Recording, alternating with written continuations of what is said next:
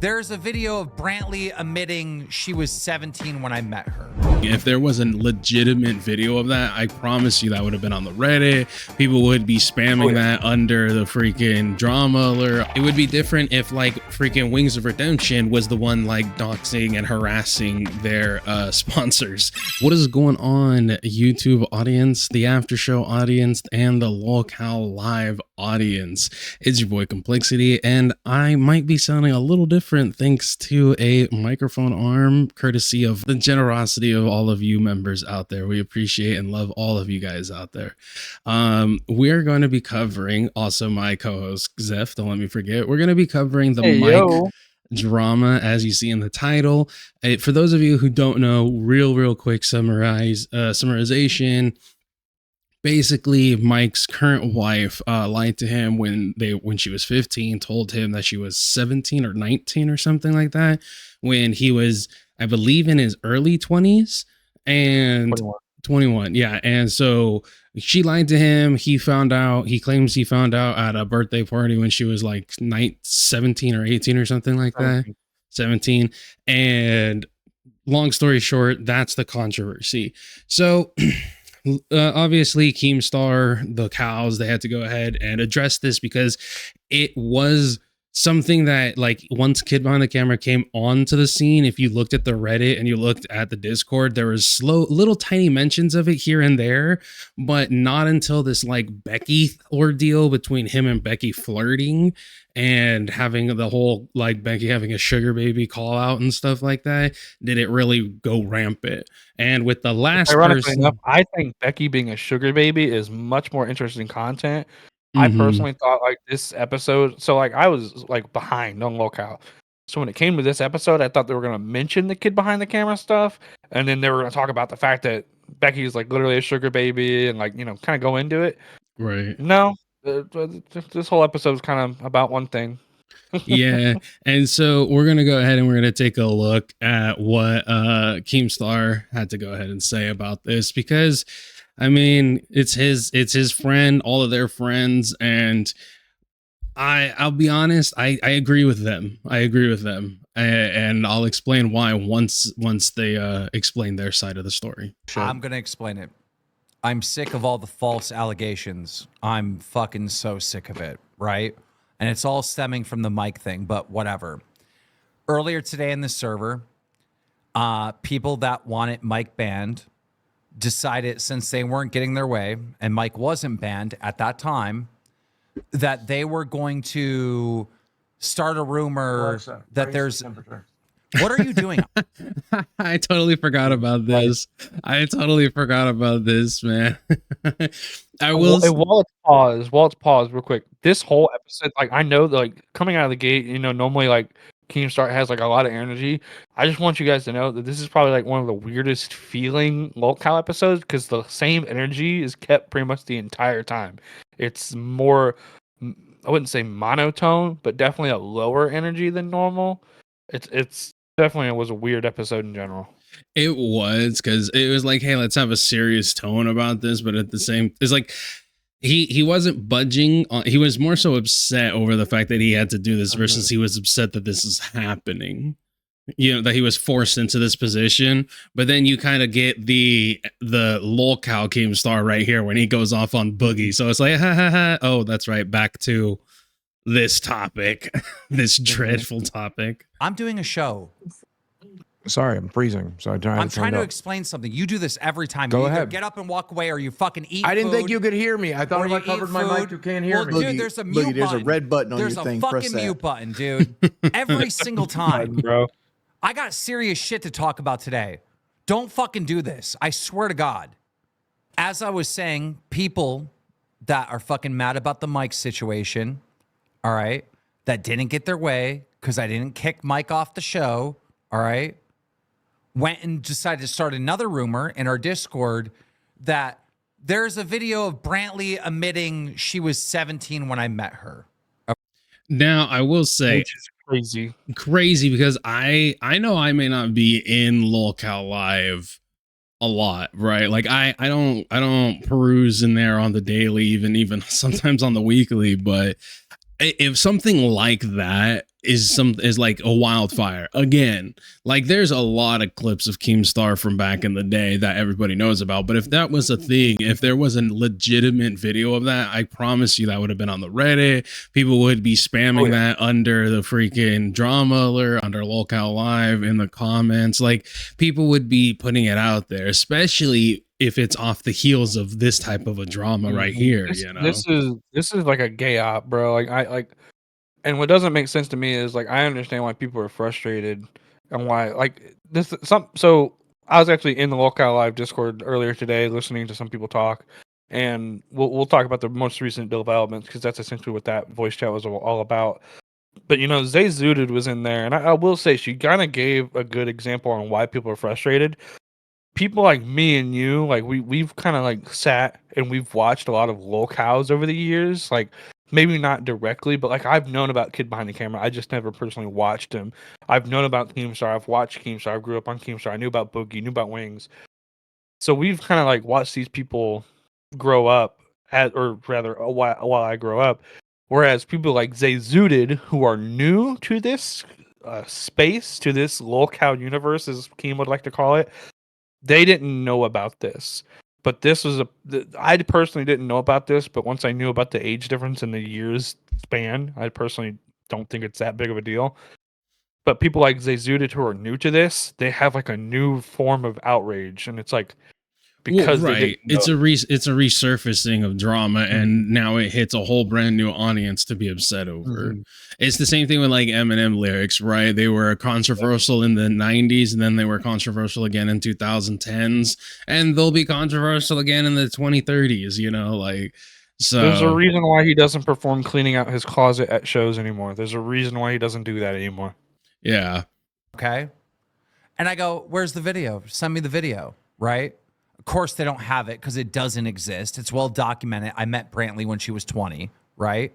So they're literally just making up shit now because they're mad about the mic situation. So I banned them. I gave them plenty of time to send me the video that they were talking about. They literally ignored me. Which is fair. You can't have somebody pushing false allegations, especially like if it was me, I would be the same way. I'd be like, all right, produce it. And if you can't, you're gone, bro. If it was for against anybody else, I'd do the same thing. It's a big accusation with like little to no proof. It's a bad faith argument. Yeah. And you can't allow people who are like that because all they're going to do is try and recruit other people. Because I'm sick of this shit. Then the next thing was a bunch of other people accused a bunch of other people and everything else. Those people got fucking banned. Then on the Rust server, completely unrelated, right? Big Homie starts making allegations that the people in my base are spawning stuff, and we're not. If you spawn stuff in a Rust server, by the way, it literally shows. It shows in the feed that the admin spawned items. That didn't happen, so he got fucking banned. So now he's threatening to sue. Which is crazy. Like, how are you going to go ahead and sue over being banned off of a Rust server? I didn't hear about, like, I don't know if this is true. You never know with Keemstar. Sometimes he could be like, yeah, he's threatening to sue, but he actually said, fuck you guys. Yeah. I don't know if it's true, but like, listen, I don't even know why Big Homie's even allowed there in the first place. He got EAC'd, which is the easy anti-cheat. It got his account fucking banned like 2 weeks ago whenever they first started the Rust server. Why would you let somebody like that back in? I don't get that. Well, yeah, and then not only that, it just even if you truly do think you're gonna sue, you don't have a case. I don't even understand what that's about. No, because it's a private server. Right. I'm not done yet. Today, I was fighting with more people over the mic situation in the Discord, saying, look, literally nothing can be done. All right? She is 31 years old. Bridget is saying she is not a fucking victim. Okay? Bridget is saying she lied to Mike. Yep. All of this is true. They are married with kids. This happened 17 years ago. Nothing can be done. Going back and forth. And then finally, I hit a fucking wall. And I go, you know what? Instead of arguing with these people, let me start reading the criticism. So I took a long time, started reading through the Reddit, started reading comments, started like listening to all the criticism. A lot of it's fucking just dumb shit. He's not wrong. You know, you have to ignore. Totally Oh, you're a is. pedo supporter. Obviously, I'm not. I have a whole career of fucking exposing this shit. Or the gaslighting. Oh, He you're does. defending this. No, we're not. No, we're fucking not. Get fucking banned. Fuck you. But the real criticism, I read. Then I called Nicholas Diorio. Perfect person to be calling in a situation like this. Honestly, Diorio, yeah. shout out. Yes. And I was hoping for a private chat to explain the situation. And I want to know his thoughts, you know, as one would do, talk to their peers when they're put in a fucking weird, difficult situation. Couldn't have a private chat with him because he was live streaming. I'm like, fuck it, we'll just have it on live stream. Had a live stream on it. Told him what was going on. And he's like, bro, you can't be working with him. I understand it's a fucking weird gray situation, but you can't be working with him. And Not wrong. here's I know he's gonna go into and talk about it, but here's the optically and most logical reason as to why he can't, and it's because of what he just previously said. He has a whole career of shining a light on this kind of thing. So optically, it would be like if who's the pedo chaser? The Alex Rosen. It would be like if Alex Rosen was friends with EDP 445. It would be like, yo, your entire career is locking up people like him. Why are you being like friends with this person? Obviously not to the extreme, but what it is it's a gray area. There's going to be people who believe it wholeheartedly that Mike is a pedo. There's people who are going to defend him wholeheartedly that he's not. But because you have built, or a good portion of your reputation is tied to exposing things like that and calling out the moral gray areas, you cannot publicly have your face attached to somebody who's in a moral gray area. And then it's the people are going to be like, why aren't you calling that out? Why aren't you calling him out? And honestly, this, and you know, me, Complexity and Ken, we have a group chat where we talk about things as things are coming out, you know.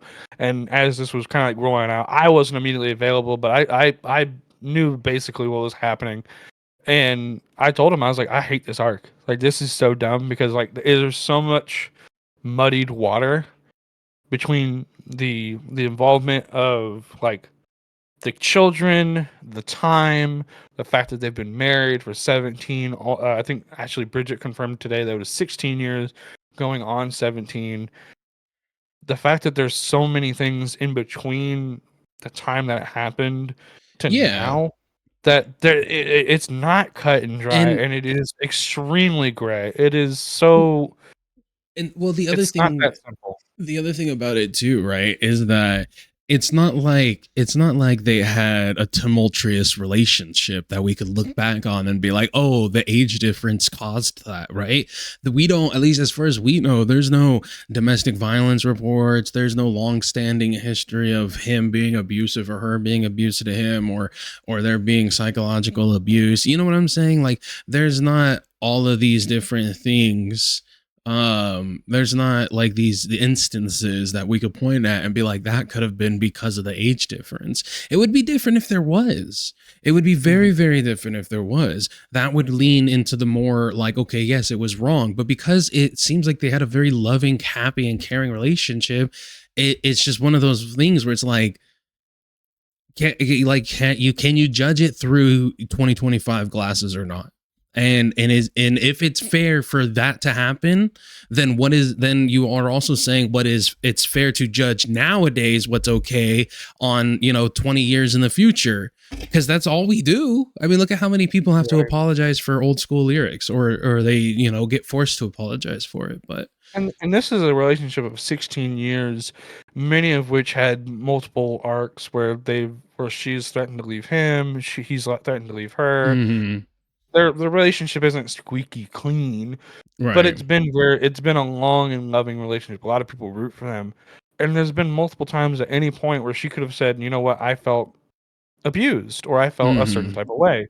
But 17 years, and no. And it just goes back to what we were saying about Pixie, is like, if the victim is saying they're not a victim, then there's nothing here. There's nothing there. If the victim's not going to come forward, or if they're not saying that they're a victim, there's just no story. But this is, and ironically enough, like you said, this is a story that's been known in the kid behind the camera space. This factoid has been known for a while, and the people who are trying to use it the most against kid behind the camera or Mike are people who are detractors because they want to label him very similar to Wings, who is claimed to be a PDF file, when really he's not. It's a straw man argument. Right. Regardless of it, it would be different if actual creators were coming out and making videos about it and making hit pieces. But it's not. It's a community-driven issue, not a creator-driven issue. But we'll get back to what they were saying. So I've been battling with this over and over again. Like, what is the Did Nick give you a reason why you couldn't work with him other than the accusation? Nick just said, like, optically, what the fuck are you doing? You can't work with him based on this. Here's my thought process, though, with this, right? I understand people make fucking mistakes, but how long until the punishment fits the crime, right? Like, is he supposed to wear this his entire life? Like, he's never allowed to work with anybody ever again? See, I do understand what Wings is saying. The problem, though, is that that sentence implies that a punishment was doled out. Right. So how was he ever punished for, let's say if he was to have been guilty, it's insinuating he's guilty of something. Well, it's not just that, but what I'm saying is, like, he's saying how long until the punishment fits the crime, but what punishment has been doled out to him, really? Like, he didn't go to jail over it. He didn't get shunned from the YouTube community over it. In fact, he became a millionaire and not a household name, but a very well-known name within AGP. Like, he's loved and beloved by a bunch of people, right? So it's like no punishment has actually come his way, other than maybe some people distancing themselves the same way. Here, I would say this is probably the biggest, most recent quote unquote punishment, and it's not even really a punishment because he's still getting paid. He's still getting paid. He's just not allowed. They just don't want him as a face anymore. It's good. And to clarify, he mentioned that he went on the Nicholas Diorio stream. I would recommend that we watch it, but it looks like whatever stream that he went on is no longer available. He only leaves it up for 24 hours and then he cuts it down into segments. Oh, well, maybe there'll be a video on it, but as far as I know, we don't have anything. Yeah, I don't have it anywhere. Like, I'm looking at his channel, I don't see it. So he only leaves it up for 24 hours, same as Chud. And then they cut it into segments. What time frame are we looking at here? So this is what I've decided on. Okay. I put a statement out in the Discord.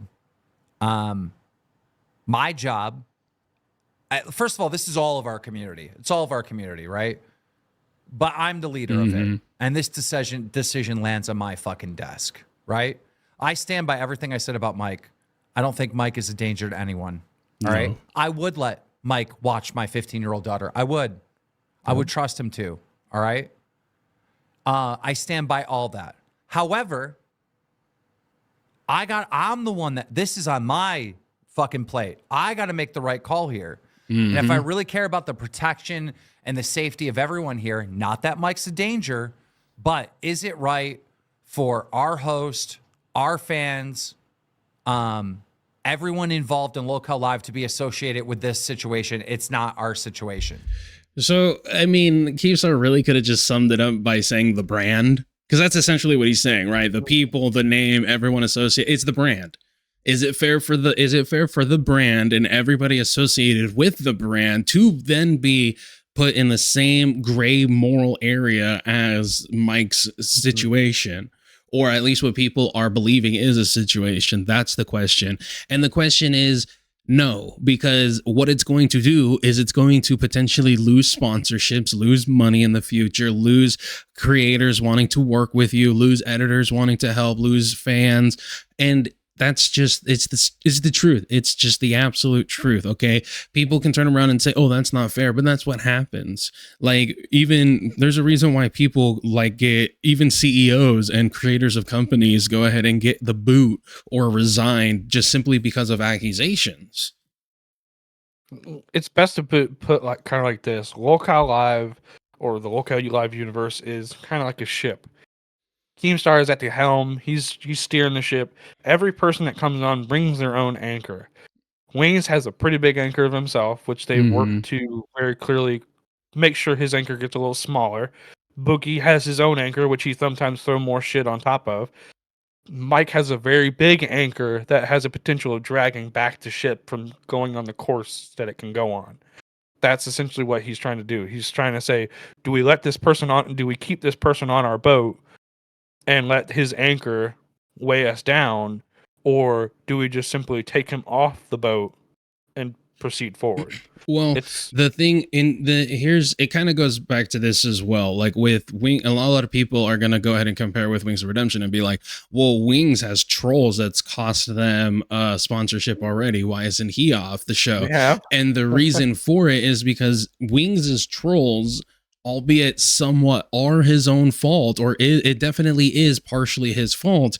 That is something he himself cannot control. It's not something he is solely responsible for. Mike and his wife, they are solely responsible for being in that relationship and having that happen. Not that it's bad that they had a relationship or anything. It's just the simple fact is, in that situation with Mike, there's no third party that's causing the issue. They are the issue.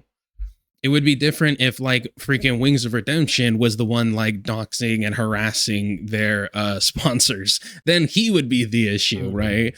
It's just, yeah, it's an unfortunate situation. It's or very if he was the things that they claim that right he did. Yeah. And it makes different whenever it's different. It's different. Right. And it makes sense for the brand to protect the brand and to protect everybody under the brand, because nobody would want to go into work and knowing that their boss is costing them money. You know, not knowing that, oh, we're not getting a bonus this month because this person doesn't want to work with us, or this sponsorship is pulling out, or we can't do this. And then it affects everything too. It's like, well, yeah, oh, you want to work with us? Well, aren't you on a podcast with that guy over there? Like, it's fair. And even so, well, guys, we're on a cruise. We didn't make it to the Yucatan Peninsula because Mike's anchor kind of wore us back. We didn't get as far as we wanted to. Like, that's kind of how that's good enough. That's going back to that analogy. Yeah. And so it makes sense. Just optically, it makes sense. No, it's not. It's not fucking right for anyone to be associated with this.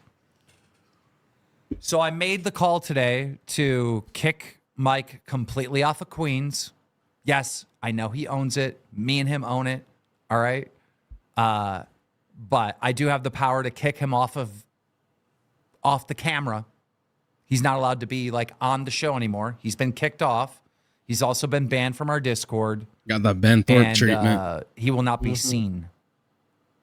I know that's not going to make anyone happy. In fact, the people that are defending Mike are probably going to be really fucking pissed off that I made this call. And the people that want Mike gone are going to say, not good enough. Yeah, that's You're true. still working with him. Well, there ain't shit I can do about that. So there's no fucking win at all for anyone. I think people have to remind themselves that regardless that, Keem and Kid Behind the Camera are, they're content creators, but they're actually friends as well. They've worked together on a variety of projects. This isn't just him saying, oh, this is just somebody I pulled onto my project. This is him saying, I have to take my friend and essentially take him out of the game. Well, he's having to go ahead and basically, it feels like you have to demote a friend from being a friend. It's like, I publicly cannot be friends with you. Like, I can't be seen publicly with you. And nobody wants to be doing that. Nobody wants to be saying that to a person. And it's an unfortunate situation, And you know, we're just gonna wrap that up because that's pretty much the entire situation, you guys. Like, they have to optically, it makes the most sense. Like, if you look at it from a business sense, why they're stepping, where they're not necessarily asking him to step away or step down, they're just asking him to, hey, can you just not be publicly associated with the brand and basically be a silent partner? And the hope is most likely that people are just gonna forget that he's even a part of Queens. Even though I will say this, Keemstar does go and say that if he were to ask Mike, he is 100% certain that Mike would just give him his part of Queens because that's who Mike is.